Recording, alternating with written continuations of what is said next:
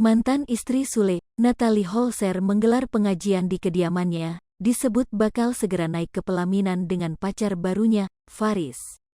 Namun demikian, pengajian yang digelar Natalie Holzer itu bukan menjelang pernikahan dengan Faris. Natalie Holzer menyebut, jika pengajian digelar hanya untuk kirim doa dan bukan akan menikah dengan Faris.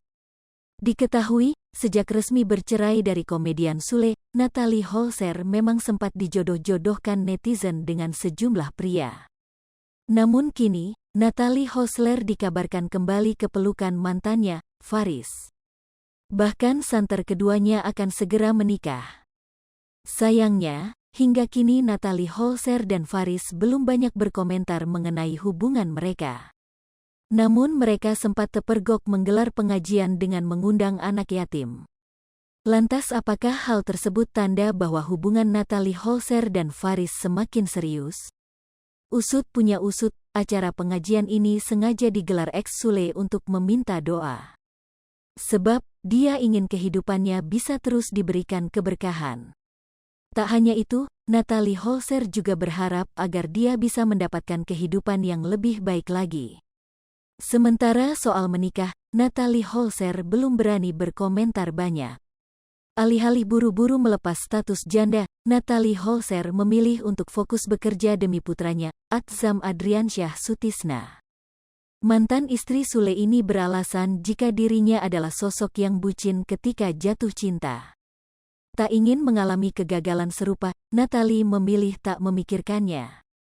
Natalie berujar, kini dia lebih selektif dalam memilih pasangan hidup. Hanya saja, beberapa waktu lalu ibu satu anak ini mengatakan ke keluarganya bahwa Faris memiliki niat serius dengannya. Bahkan, Natalie Holzer juga sudah bertemu dengan keluarga Faris. Hal serupa juga disampaikan oleh Eko Patrio. Eko bahkan sempat menyinggung rencana pernikahan Natalie Holzer dan Faris. Sebagai orang yang menganggap Natalie Holzer sebagai saudara, Eko melihat bahwa Faris memiliki ketulusan hati pada ibunda Atzam itu. Terlebih keduanya telah mengenal sejak Natalie masih duduk di bangku SMA. Eko juga mengungkap bahwa Faris tak ingin ngobrol di podcast YouTube-nya.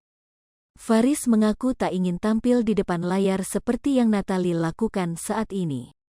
Selain itu, Eko menilai bahwa Faris adalah orang yang ramah, dewasa, dan asyik diajak ngobrol. Pelawak senior itu juga tersentuh hatinya ketika Faris mengaku memilih Atzam daripada Natalie Holzer. Hal itu dikarenakan Faris mengaku telah mengenal Natalie lama, sedangkan dengan Atzam ia harus lebih mendekatkan diri.